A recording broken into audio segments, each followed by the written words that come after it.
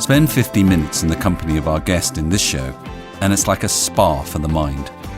Jonas Ridderstråle is one of the world's most exciting business thinkers. He gives us his reflections on COVID and how leaders can avoid being paralyzed by data as things change. How to combine decisive action with emotional conviction. Hi folks, welcome to The Evolving Leader. I'm Scott Allender. And I'm John Gomes. How are you feeling today, Scott? I'm feeling good. It's a sunny Monday, an unusual day for us to be recording, but kind of a fun way to start the week. How are you feeling? I'm feeling very cold. It's crazy. The air conditioning's gone mad in our office, so it's like minus God knows what. It's boiling outside.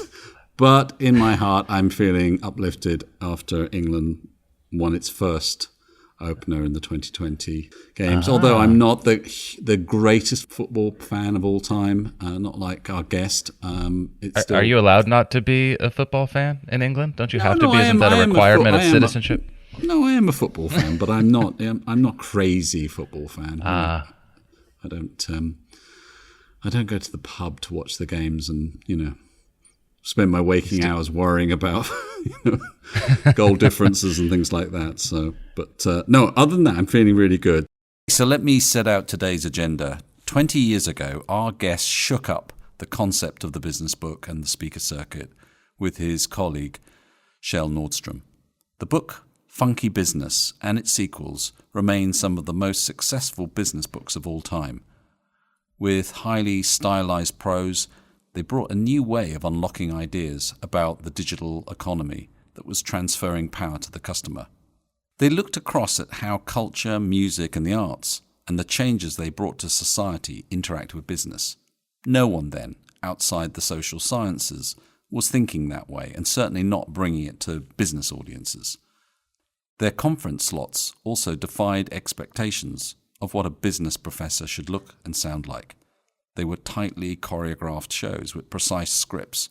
I remember one of their appearances for a government think tank in London, featuring an entrance to the then Pope's rapping CD.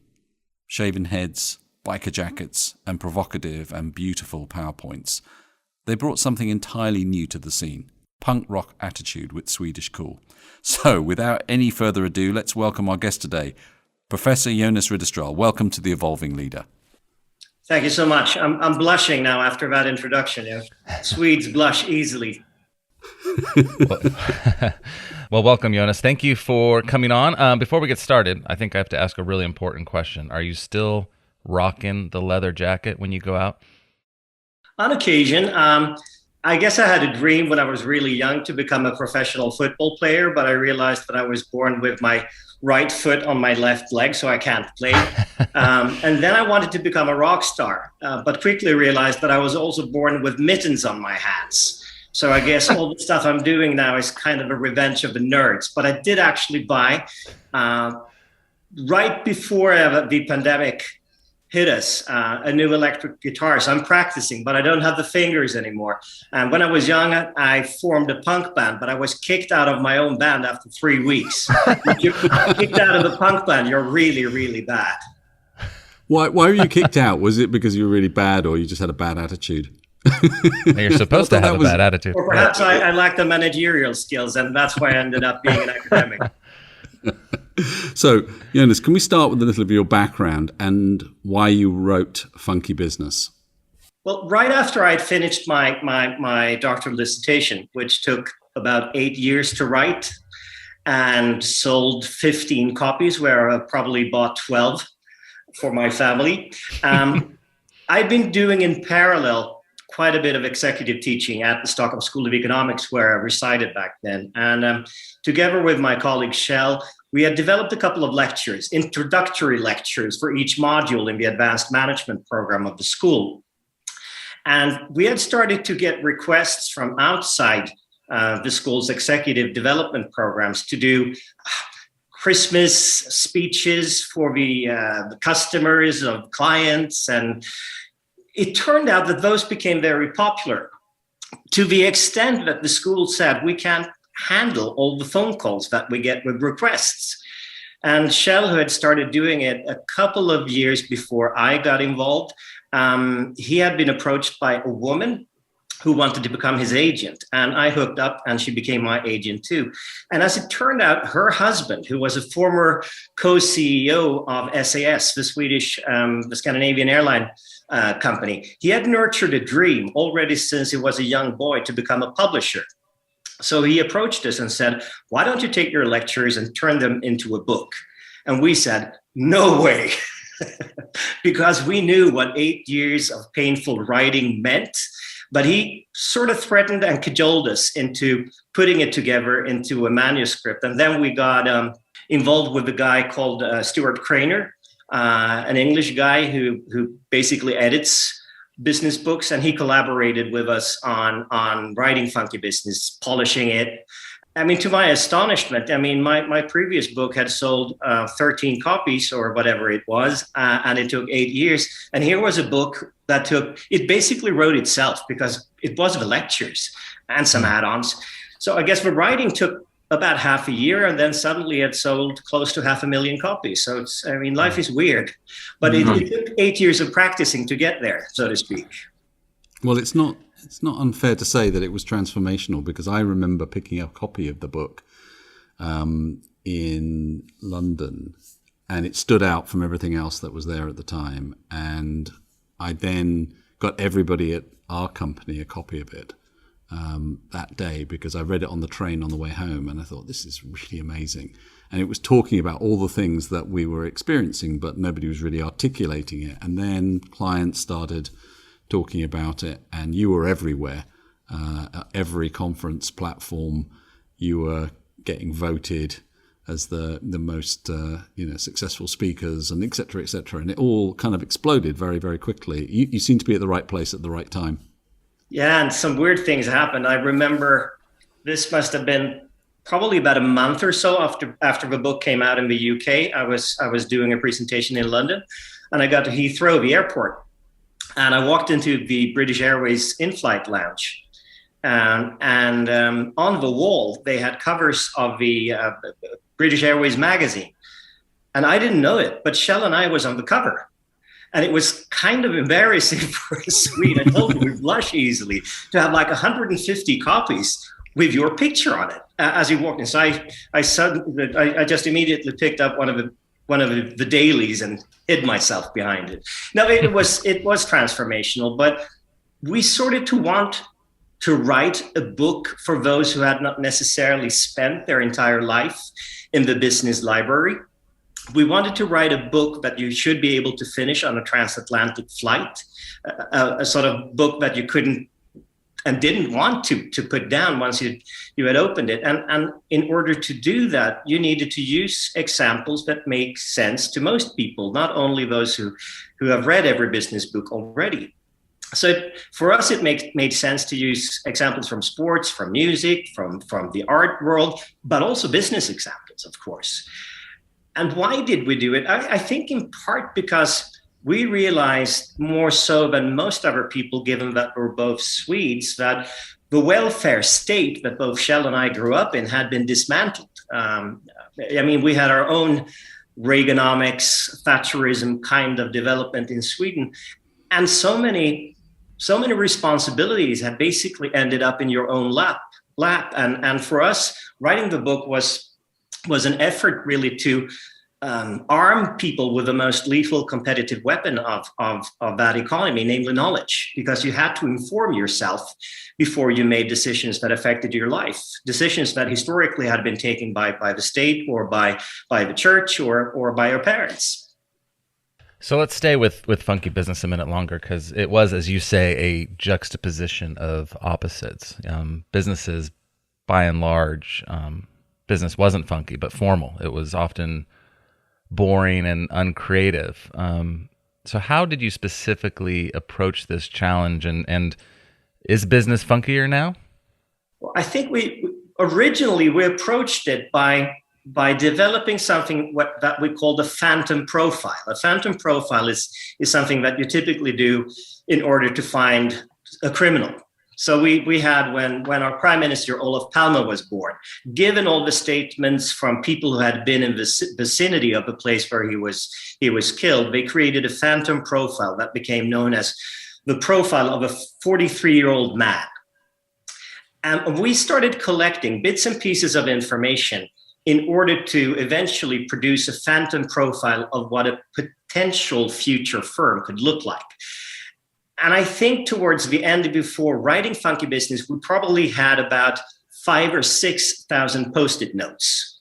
And those Post-it notes, we started to, is this about societal developments, or is it about the firm? Is it about strategy? So we started to try to figure out this jigsaw puzzle, basically, of bits and pieces of information. So it was a bit Sherlock Holmes, Dr. Watson-like kind of detective work. And most of that stuff was based on reading lots and lots and lots of articles in the usual suspects like Fortune, Forbes, Business Week, but also reading Rolling Stone magazine and a wide variety of different magazines, but also, of course, based on the fact that we did a lot of work with companies as consultants, as advisors, as speakers, and also in our research.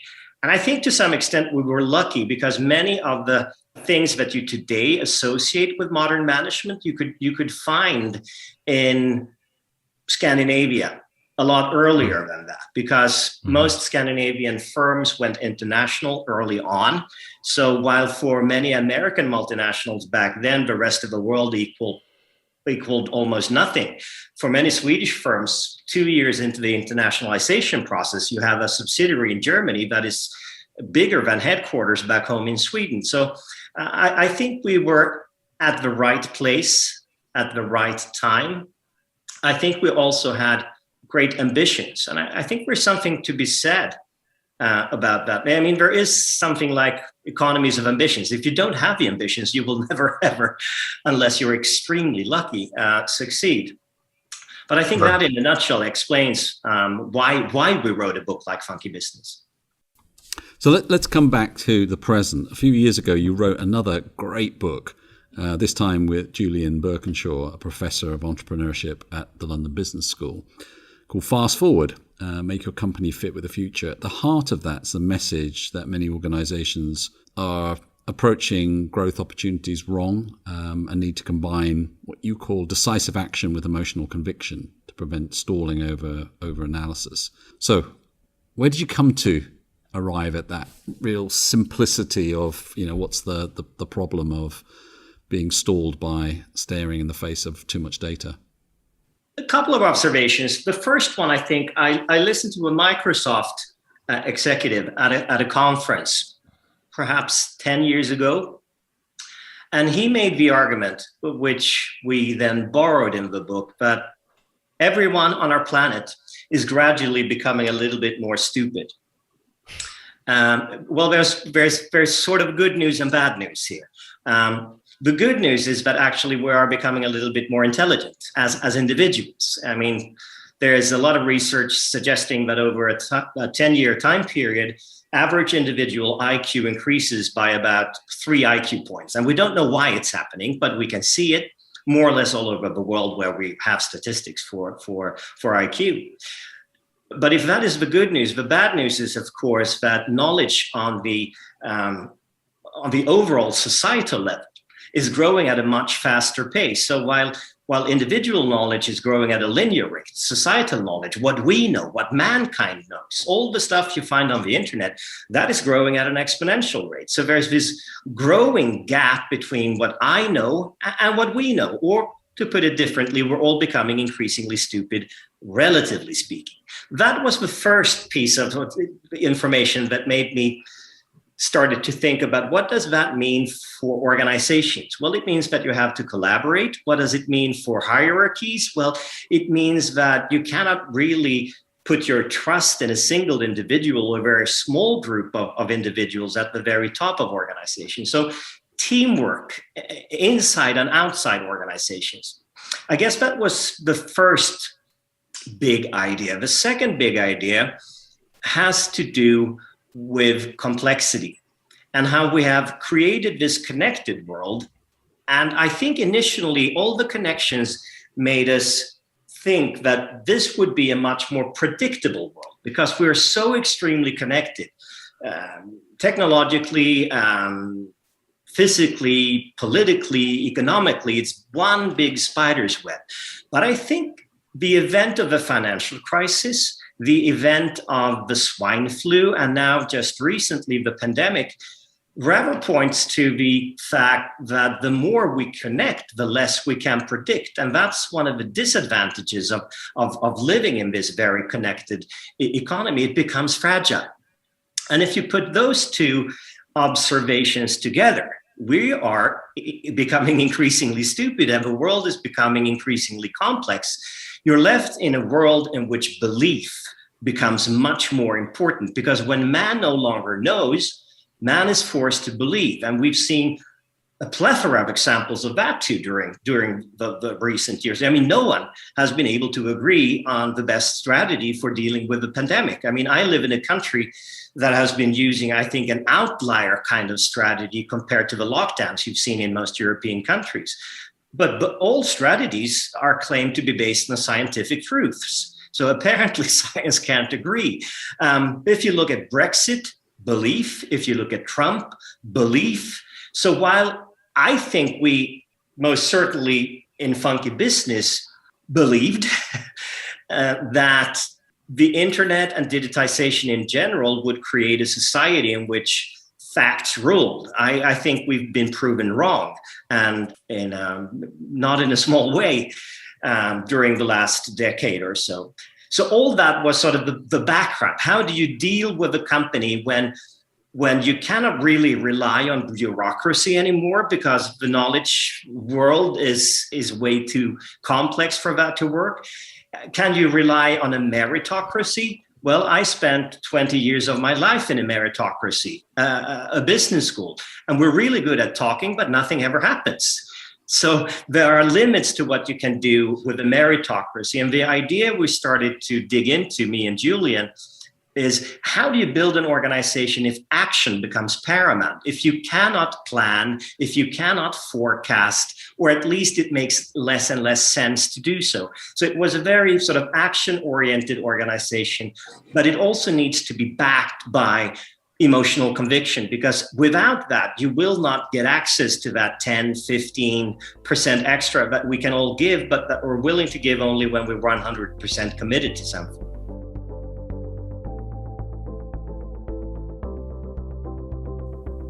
This is really interesting to me. So let's dig into emotional conviction a little bit more. So, in I do a lot of emotional intelligence coaching, and some of the work that I do with leaders, I often find that I'm challenging the person I'm working with to connect with a form of their intelligence that they might be repressing. So in some cases, they need to connect more with their feelings. They're sort of like the heart intelligence, right? In some cases, they really need to connect more with their rational thought process. And in many cases, I find that they need to connect more with their sort of gut, their intuition, that sort of conviction part of themselves. So this is really compelling, and I'd love for you to comment on how do we normalize intuition as a driver of agility and rapid decision-making when so many cultures are fear and risk adverse.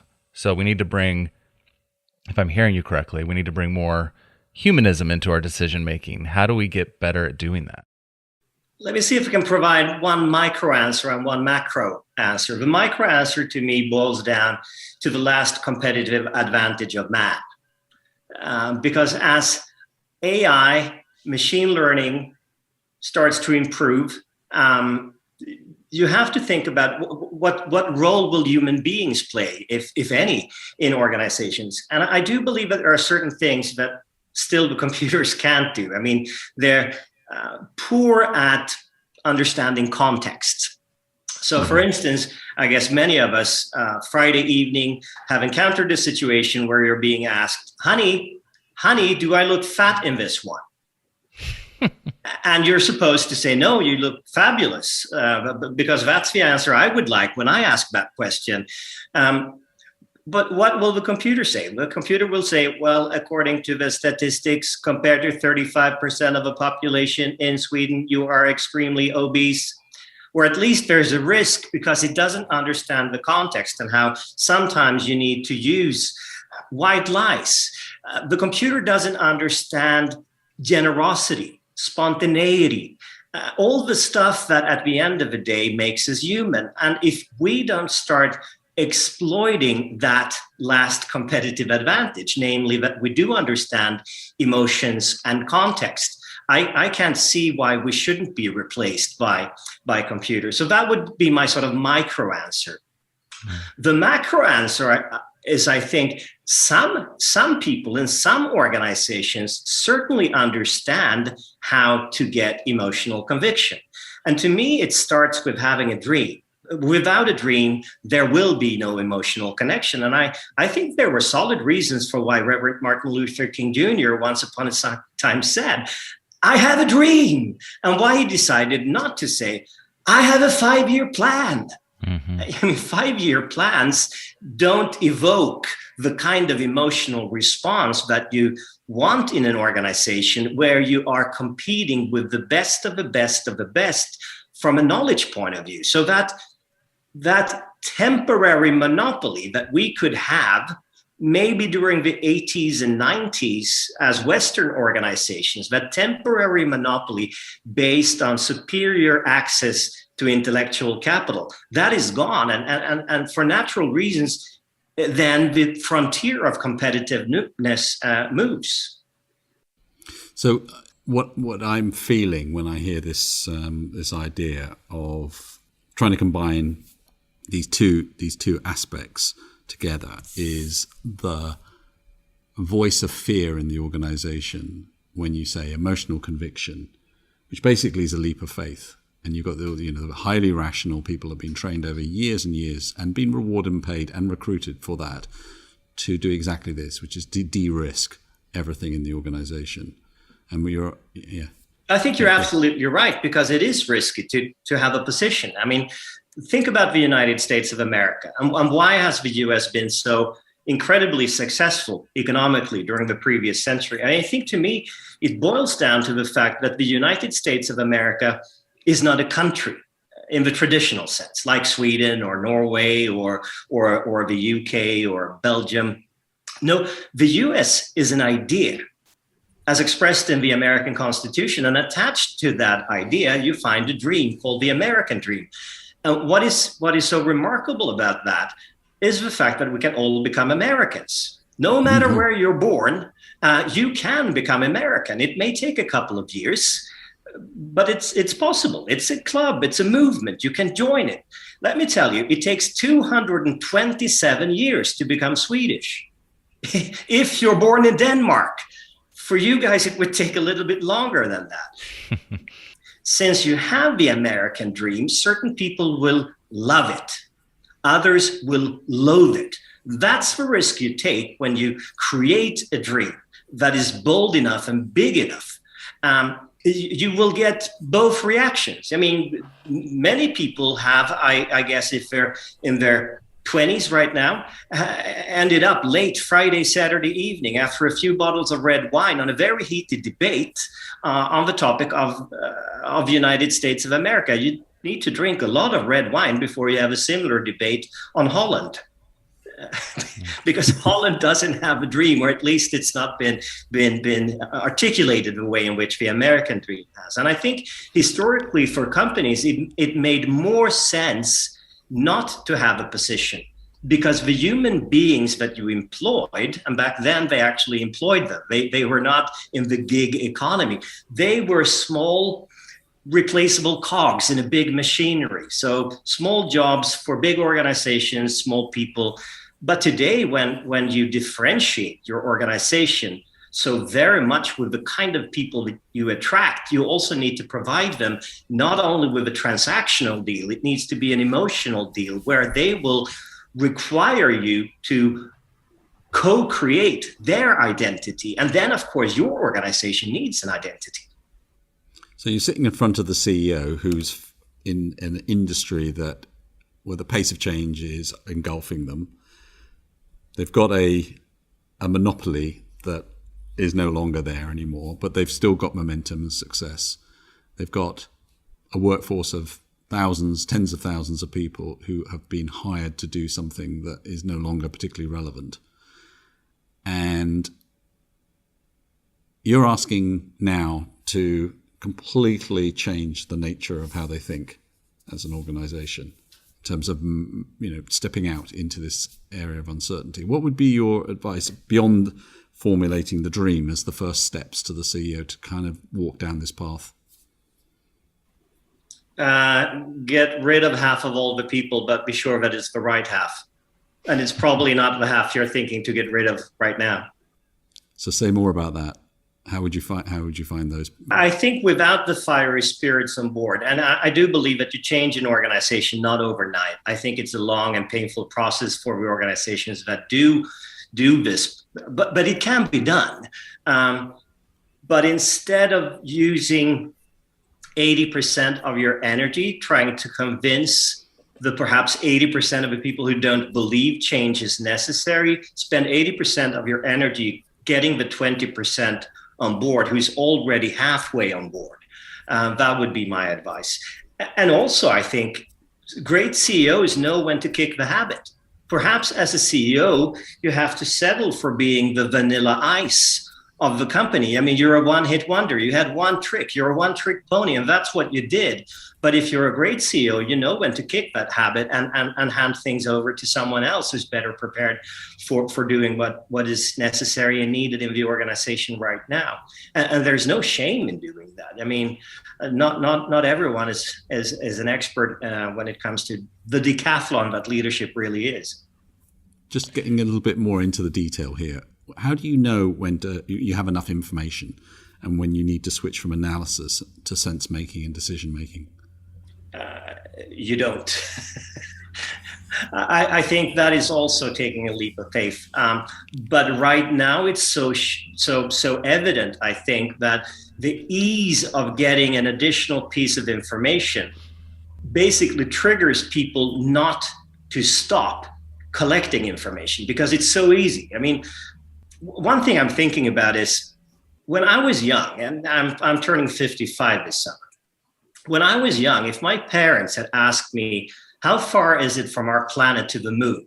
How long would it have taken me to find the answer to that question? Well, if it was Monday, Tuesday, Wednesday, Thursday, or Friday, I could have jumped on my biked all the way to the library where I lived. It was like a 15-minute biking trip. Then I had to go into the library, try to find a book about the planetary system, and maybe with the help of a librarian, I would find the answer, bike back, and tell my parents, now I know. How long does it take for a kid today? It takes about 7 seconds. It takes me 12 because I'm slow using my thumbs on my phone. And that, I think, completely changes the game. I mean, for instance, how do you expect people that age to sit down with their boss doing the yearly performance review when they're used to getting 7-second feedback every day, every hour, every minute? But there is also a danger with that, because while you can get access to all that information is not wisdom. I mean, it's not even knowledge, perhaps, unless you have the capacity to decipher it. And to me, intuition is compressed expertise. I mean, intuition is not sort of a juju board or astrology. Intuition is exactly that. You've encountered this so many times that tacitly you know how to deal with it. Maybe you can't even articulate it. So intuition is what I think exists between Mick Jagger and Keith Richards. They intuitively know that now this is going to happen. And they probably can't explain it to a guitarist who may be a much better guitarist than Keith Richards, because it's built on this social relationship that have evolved over decades of spending so much time together. So you will never know exactly when to stop. In all likelihood, you will stop when you realize that your competitor has already done what you were supposed to have done a month ago, or someone who came from way outside the industry and was called Elon Musk and just did it, while the rest of the guys were collecting more and more information about maybe, possibly, perhaps this could sometime in the future mean something. So I'm not suggesting that we build organizations that necessarily take more risk, but what I am suggesting is, if you want innovation to happen, you must make it less risky for people to take risk. So when you start to work with intuition, expert, and emotions and conviction, you also have to start thinking about, how do we deal with mistakes? What happens in our organization when we fail? And unless you're capable of building this atmosphere with a lot of tolerance, you will not see innovation happen. If you kill all the negative surprises, you are not going to become the surprise shocker of your industry. Here on The Evolving Leader, we are committed to stretching the leadership conversation in every episode, and we invite you to help spread the word. If you have learned or been inspired by something you heard on this podcast, chances are others would too. Please consider sharing your favorite episode with your network on LinkedIn, Twitter, or Instagram. Thanks for listening. We're glad you're here. What are you observing these past, 16, 17 months in the business impact of COVID? And what are some of your predictions perhaps on the future of cultures and how these businesses are going to function? Again, a micro and a macro kind of answer, because I do believe, or maybe it's just because of the way my mind works the way it does, but we always have parallel processes. So maybe we should start with the macro this time. To me, the COVID pandemic has been very much like stepping into a time machine. Not me personally, but if we take a look at planet Earth, in that some of the trends that we saw prior to the pandemic have definitely been accelerated by it. Digitization being the most obvious one. All the stuff we had been talking about during the last 1 or 2 decades suddenly happened. We were forced to it. So from that point of view, I guess necessity is indeed the mother of innovation. So we are now doing things like this. It was a little bit difficult in the beginning. I still do my speeches. It's different to give a speech over the internet because you're basically lecturing to a wall of whipped cream. you spit out your sentences and it goes, because there's not this interaction anymore. But it's a whole lot better than nothing. So I think digitization, and in all likelihood, this is going to leave a big mark on business and our private lives also in the years to come.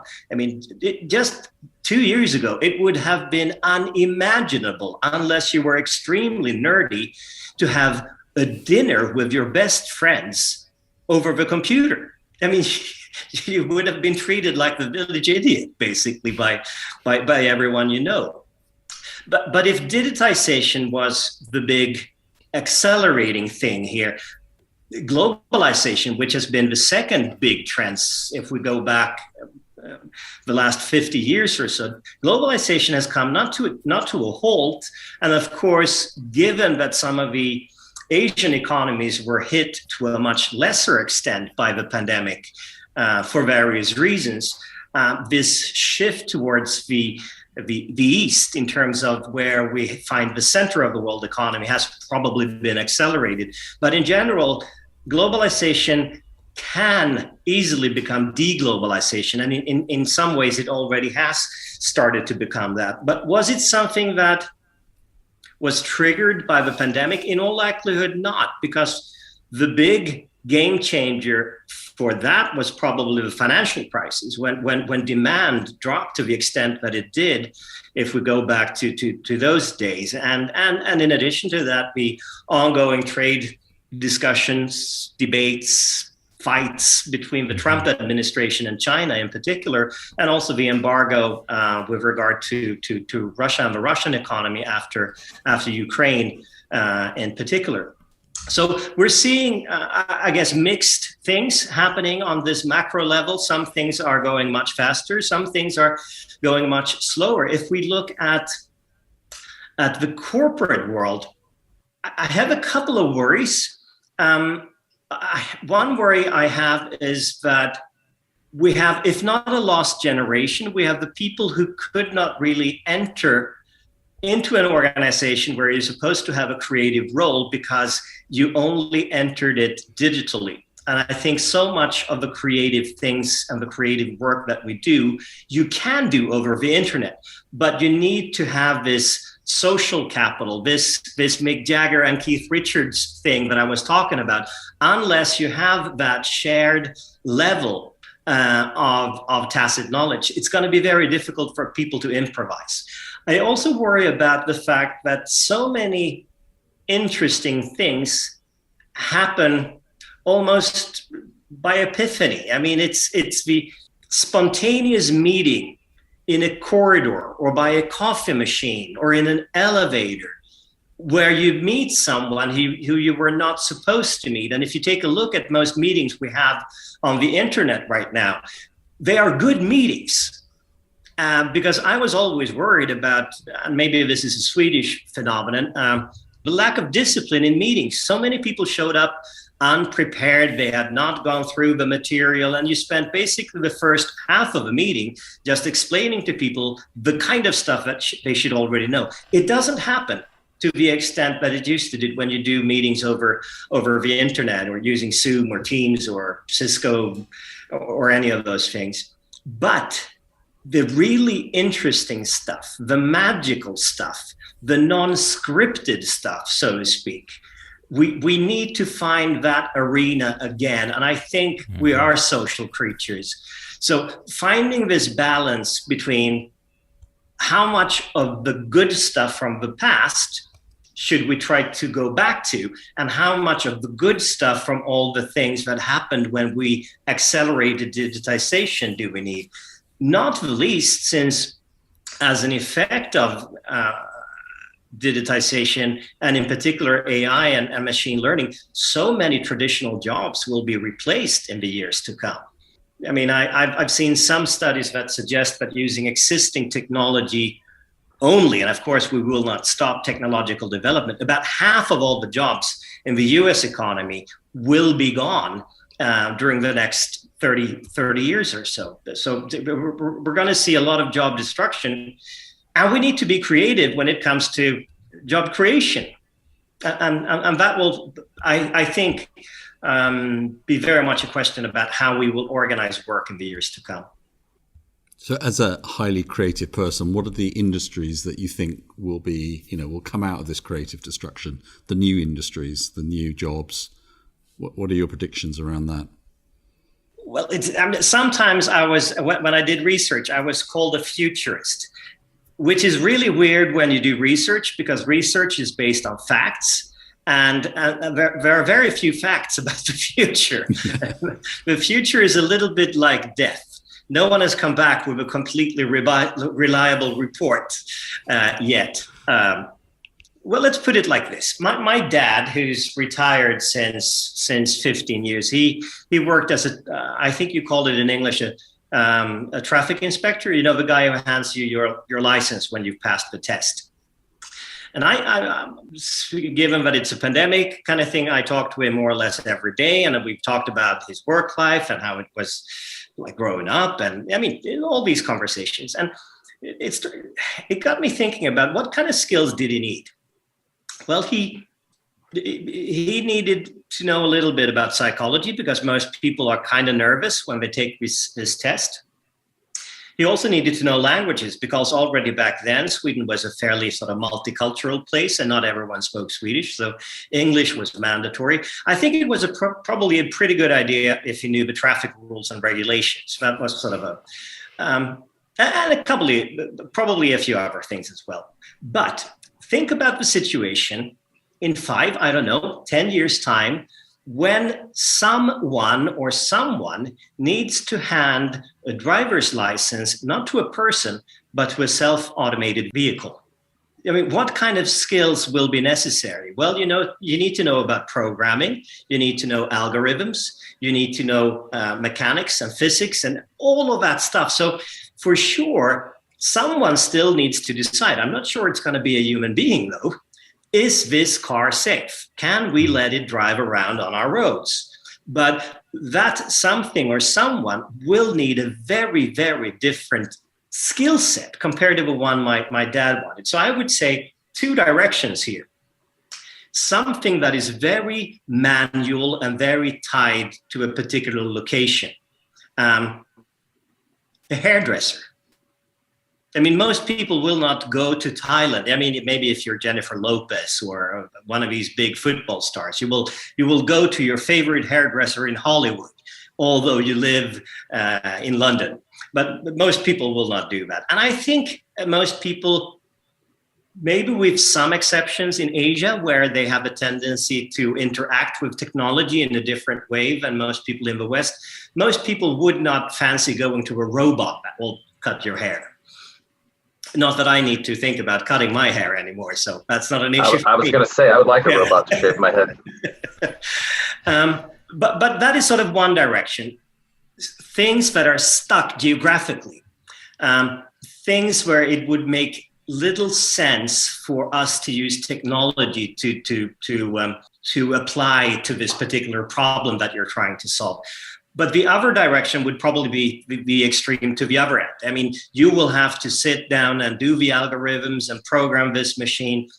And maybe the third one is to become this you manager, for the lack of a better word, right? Where you basically work with evoking emotions, providing inspiration, motivation, and you don't have to be an expert or anything like that, because you're more like a coach in a good soccer team. There's a fantastic story, and I don't know if it's true, but I think it was Juventus, the Italian football team. In the 1960s, they got a new coach, and he had never been a good player, and he had coached a couple of minor teams in the first division in Italy, and he replaced a legendary coach who had played for Juventus for 10 years. He had been on the national team. And the journalist, during his first press conference, questioned him constantly. Hey, you never played in national team. And how do you suppose? And I mean, you can't. And then eventually he looked at them and he said, you know what? You don't have to be a good horse to become a good jockey. So I think this you manager, perhaps the Oprah Winfrey kind of leader, where you basically provide a platform and you make sure that every voice of dissent can make themselves heard. I think, in fact, we're seeing some of that already. A great quote that I picked up, and I think it was a Gary Hamel interview with the guy who used to be CEO of Google. I think he's chairman now, Eric Schmidt. And he got the question, what was your span of control when you were running Google? And he said, 60 people. I had 60 direct reports. And Gary goes, what, 60? Why? Well, Eric Schmidt says, if you get enough direct reports, then you can't manage them. That was the goal. So on purpose, he put himself in a position in which it would be impossible for him to manage Google in a traditional way. Now, why did he do it? Well, I think, at least in part, because he's smart enough to realize that he isn't smart enough in a world in which we're all becoming increasingly stupid to formulate all the relevant questions or to hold all the critical answers to the questions that will determine the future of a company like Google. Now, it didn't mean that he couldn't be a leader, but instead of stamping out deviance, which I think management was very much a case of during the previous century, primarily negative deviance. But if we killed a couple of deviants, that was a sacrifice that we were willing to make. Instead, I think he realized that, yes, I have to be this master of ceremonies for a debate, a discussion. And as a leader, I also have to make sure that it's a debate with a deadline. So yes, meritocracy, but at some point in time, you also need to step in and secure action. So just come back to this point you made earlier on about the last competitive advantage of man. And I took from that, it's the human qualities of sense-making, decision-making, relationships, emotional intelligence, all of the kind of inherent qualities that AI will in our lifetimes at least, not be able to replicate. How does that stack up in terms of the organizational priorities of leaders today in your estimation? Where do you see people getting this right? Again, and perhaps this is a bit of an abstract answer. I don't know, but you can definitely see, and if you look at academic research and you try to see who becomes leader at what point in time, you can see an interesting trend. Because if we go back a few hundred years to when the limited company was a new thing, who were the leaders in companies? Well, mostly lawyers, because the flows that truly mattered back then were the legal flows, where you started to write contracts and all of that stuff. So that became critical, and the institution was brand new. We didn't know exactly how to deal with it. Then industrialization, the second wave of industrialization, becomes so important with electrification. The most important flows are technological flows. Where do you find the CEOs? Well, they're engineers. They have a Master of Science degree because they control knowledge with regard to the most critical resource.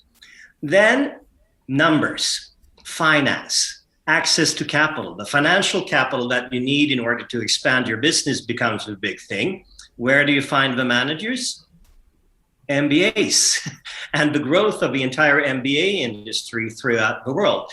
I mean, you still have lawyers. You still have a lot of engineers, especially in heavy industries, and you have MBAs. But if human beings become, and managing flows of ideas and emotions between human beings become the big thing, well, maybe it's psychologists, anthropologists, sociologists, people who understand human interaction.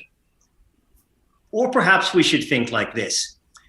Do you have in your management team those who can deal with the legal issues, those who understand the technological issues, those who understand finance? Probably. Let's have someone or a few who understand human interactions. And if you put all that stuff together, maybe leadership in the years to come is not a process for a single leader. Maybe it's a process for an entire team where you have to use the strengths and leverage those strengths of different human beings as you go through different phases of your organizational development. I think leaders are dealers in hope. I think it was Napoleon who once put it like that. The day when business organizations understand what I think already most religious organizations, most sports organizations, most musicians, most artists understand, then we'll see some true magic happen. And I do believe that the best companies already do understand it. Is there a risk that you create a cult? For sure. But so long as it's, I prefer tribe, because tribes need to be inclusive. In a tribe, you need to coexist with everything around you. Otherwise, the tribe eventually will die. And this is exactly what happens to most cults over time. So the tribal thing to me is important. And while historically most of those tribes were geographically structured, the new tribes that you can create in a business, they don't need to follow geography at all. They can be much more biographical, or if you include customers, biographical with B-U-Y rather than B-I-O. So I think think in terms of tribes. I think that truly makes sense. And then there needs to be a reason, a purpose that acts as an anchor, the glue that basically brings that organization together. What are you working on now? What's the thing that you're really interested in? I'm actually working on a children's book. Really? Well, some cynical British friends of mine pointed out when I told them a while back that I'm writing a children's book that's what you've been doing all along, Jonas. No, I probably because my kids have now moved out. They're in their 20s. And I started to think about when we went on trips when they were really young, and you realized that, geez, I've forgotten to bring any book. on board because the book is in the luggage that we checked in.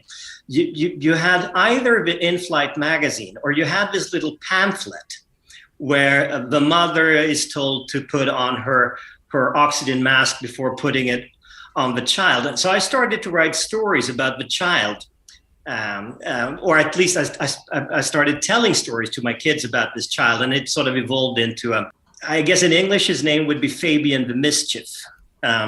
So I'm thinking about putting some of those stories together. I don't know if it will ever be published, but it would be a great gift to give to my kids eventually when they turn 30 or so. That would be very cool. I'm not thinking in terms of writing a new business book right now. For me, I mean, Fast Forward is not that old. And I need to come out and meet people again and do interviews, do speeches, have dinners with people, and get back into that information collection mode kind of thing. But I want that information to be unique. I want it to be personal, which has been difficult during the last 15 to 16 months. It's the stories, the hidden stories and the secrets that you want to put into a book, not the obvious stuff that you can get off the web. What have you done during the last 18 months that you wouldn't have done otherwise that's been really good? I've tried to play guitar, but I wouldn't say that it's been good. Neither would my neighbors, by the way. I think they're more thinking about it in terms of, is he killing a cat or whatever? I actually started horse breeding about 4 years ago. I met a new woman, and I've always been a bit afraid of horses because they're kind of big, and I'm not entirely sure that they are grass eaters.